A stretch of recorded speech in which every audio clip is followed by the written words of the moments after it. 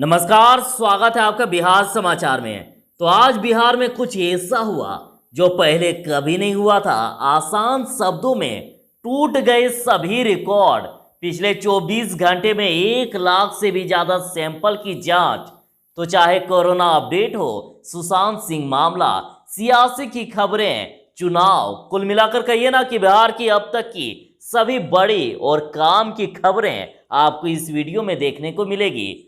तो आगे बढ़ने से पहले आपसे अनुरोध है, कृपया वीडियो को एक लाइक अवश्य कर दीजिएगा। आपका लाइक करना ही हमारी मेहनत का फल होता है।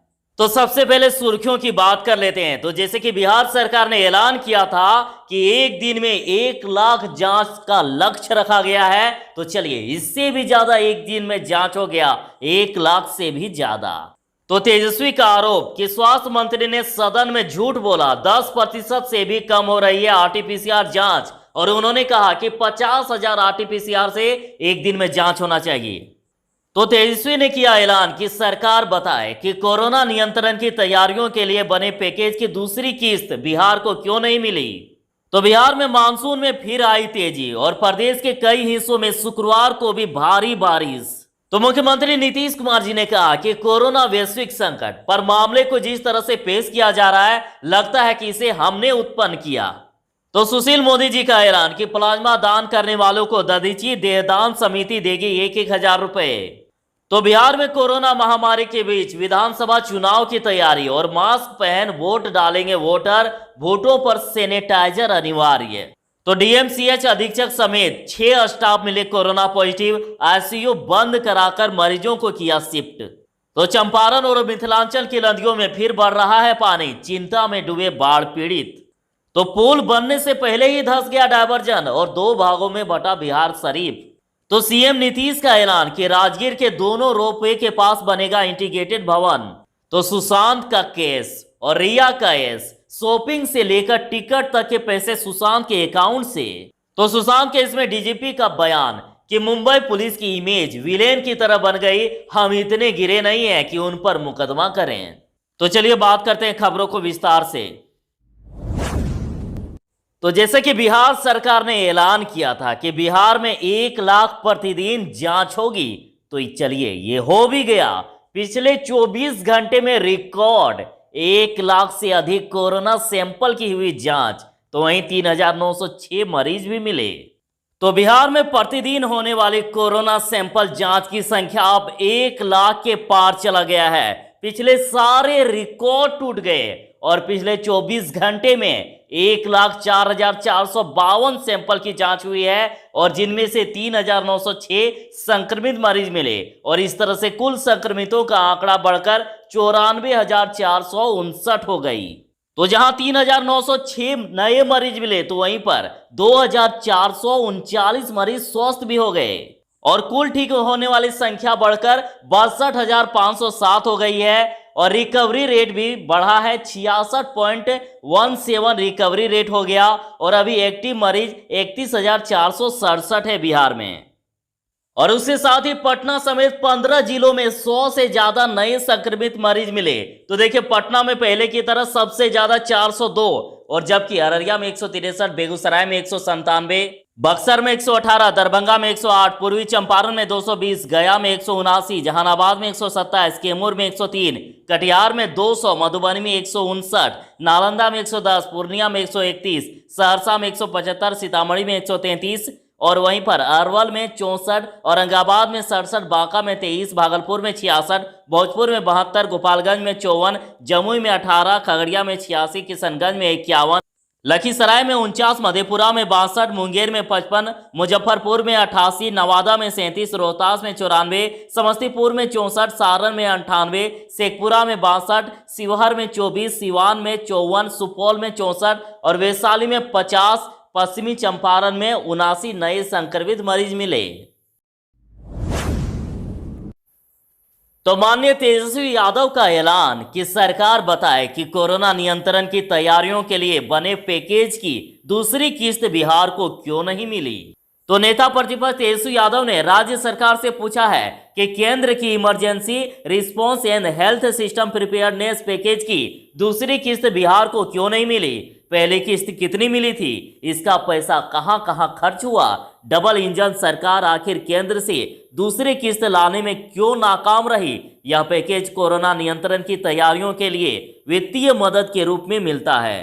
आगे उन्होंने कहा कि सरकार बताए कि उसने वेंटिलेटर्स, जांच किट्स और उससे संबंधित उपकरण खरीदे हैं या वह केंद्र पर निर्भर है।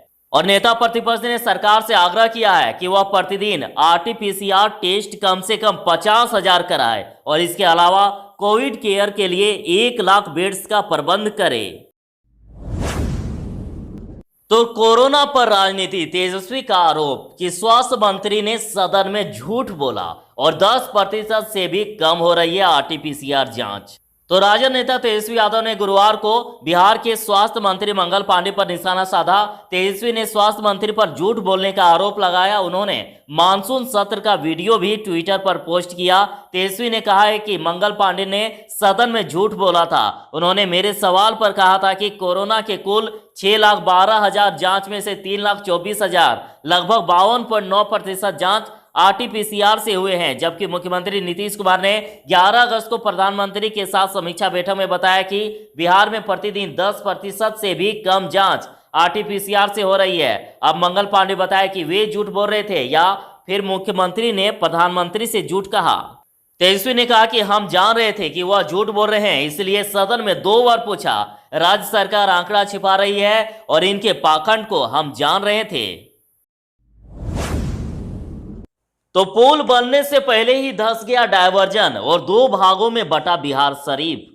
बिहार शरीफ शहर को उत्तरी छोर से जोड़कर रखने वाले एकमात्र मार्ग सोसराय किसान सिनेमा के पास बना डायवर्जन गुरुवार की शाम को ध्वस्त हो गया और इसके पास बन रहे पुल को चालू होने में अभी और कुछ दिन लगेंगे और इसमें डायवर्जन धंसने से शहर 2 भागों में बंट गया। यातायात पूरी तरह से ठप हो गया। अब शहर से सोसराय जाने के लिए लोगों को कम से कम 7 से 8 किलोमीटर की दूरी तय करनी पड़ेगी। तो कोरोना वैश्विक संकट पर मामले को जिस तरह से पेश किया जा रहा है, लगता है कि हमने उत्पन्न किया। सीएम नीतीश ने किया ऐलान। तो मुख्यमंत्री नीतीश कुमार ने कहा कि कोरोना वैश्विक संकट है, लेकिन मामले को ऐसे पेश किया जा रहा है जैसे बिहार में संक्रमण का ये खतरा हमने उत्पन्न कर दिया है और जिसको कोई सेंस नहीं है वह भी विशेषज्ञ बन बैठा है। सच्चाई ये है कि आज पूरी दुनिया कोरोना संकट से जूझ रही है। विश्व का सबसे विकसित देश अमेरिका, जहां तमाम तरह के इलाज और रिसर्च की सभी अत्याधुनिक व्यवस्था है, वह भी कोरोना से सबसे ज्यादा प्रभावित है। कोरोना संक्रमण को कम करने के लिए, लोगों को सुरक्षित रखने के लिए हम हर संभव उपाय कर रहे हैं और स्वास्थ्य विभाग पूरी तत्परता और गंभीरता के साथ लोगों को अधिक से अधिक राहत पहुंचाने की कोशिश कर रहा है। तो खबर आ रही है कि सुशांत का केस और रिया का केस, शॉपिंग से लेकर टिकट तक के पैसे सुशांत के अकाउंट से। तो सुशांत के पैसे से कई बार रिया चक्रवर्ती विदेश तक की यात्रा कर चुकी है। ऑस्ट्रेलिया, यूएस, स्विट्जरलैंड जैसे तमाम देशों का दौरा रिया ने पूर्व में किया था और जहां तक कि विदेशों में होने वाली शॉपिंग से लेकर टिकट तक के पैसे रिया सुशांत के अकाउंट से देती थी। 6 महीने में रिया ने कई बार विदेश का दौरा किया। सूत्रों की माने तो केंद्रीय जांच एजेंसियां सुशांत के कई खातों की जांच कर रही है। गौरतलब है कि सुशांत के परिवार वालों ने भी ये आरोप लगाया था। तो सीएम नीतीश ने कर दिया बड़ा ऐलान कि राजगीर के दोनों रोपवे के पास बनेगा इंटीग्रेटेड भवन। मुख्यमंत्री नीतीश कुमार ने कहा कि राजगीर में दोनों रोपवे नया पुराना के बेस स्टेशन के पास इंटीग्रेटेड भवन का निर्माण होगा और इसमें सभी गाड़ियों की एक पार्किंग, पर्यटकों के लिए रेस्टोरेंट एवं अन्य जरूरी सुविधा उपलब्ध होगी। उन्होंने इस भवन का निर्माण शीघ्र करने का निर्देश पदाधिकारियों को दे दिया है। साथ ही उन्होंने निर्माणाधीन सभी रोपवे का निर्माण शीघ्र पूरा करने को कहा है। तो माननीय सुशील मोदी जी ने की बड़ी घोषणा, प्लाज्मा दान करने वालों को दधीची देहदान समिति देगी 1,000 रुपए। तो दधीची देहदान समिति कोरोना मरीजों के लिए प्लाज्मा दान करने वालों को 1,000 रुपए प्रोत्साहन राशि देगी और ये घोषणा समिति के संरक्षक और उप मुख्यमंत्री सुशील कुमार मोदी ने की और उन्होंने बताया कि राज्य सरकार की ओर से भी प्लाज्मा दानकर्ताओं को प्रोत्साहन राशि की शीघ्र घोषणा कर दी जाएगी। तो बिहार में मानसून में फिर से आई तेजी और प्रदेश के कई हिस्सों में शुक्रवार को भी भारी बारिश। तो करीब एक सप्ताह से बिहार में चल रही मानसून में सुस्ती बंगाल की खाड़ी से बिहार की तरफ आई नमी युक्त हवाओं ने तोड़ दी है और मानसून गुरुवार को झमाझम वर्षा और 6 से अधिक स्थानों पर 100 मिलीमीटर से भी अधिक वर्षा दर्ज की गई और बारिश का ऐसा दौर 16 अगस्त तक जारी रहेगा और बारिश से खासतौर पर दक्षिणी पूर्व बिहार के इलाकों में अत्यधिक बारिश के आसार हैं। हालांकि उत्तर बिहार में बरसात की रफ्तार अभी थमने वाली नहीं दिख रही है और मध्य बिहार में भी मध्यम बारिश की संभावना बनी हुई है। प्रदेश में ठनका की भी आशंका का अलर्ट जारी कर दिया गया। तो सुशांत केस में बिहार के डीजीपी ने किया बड़ा ऐलान कि मुंबई पुलिस की इमेज विलेन की तरह बन गई है और हम इतने गिरे नहीं हैं कि उन पर मुकदमा करें। तो एक्टर सुशांत सिंह राजपूत की मौत के बारे में जांच से जुड़ी बिहार पुलिस के अफसरों के खिलाफ मुंबई में मुकदमा का आवेदन दिए जाने पर डीजीपी गुप्तेश्वर पांडे ने कहा कि यह दुर्भाग्यपूर्ण है। अपने व्यवहार के चलते मुंबई पुलिस इमेज देश में विलेन की तरह बन गई है। अपने व्यवहार के चलते मुंबई पुलिस की इमेज देश में विलेन की तरह बन गई है। मुकदमा होता है तो इसका क्या मतलब है? क्या वे बिहार पुलिस के अफसरों को गिरफ्तार कर ले जाएंगे?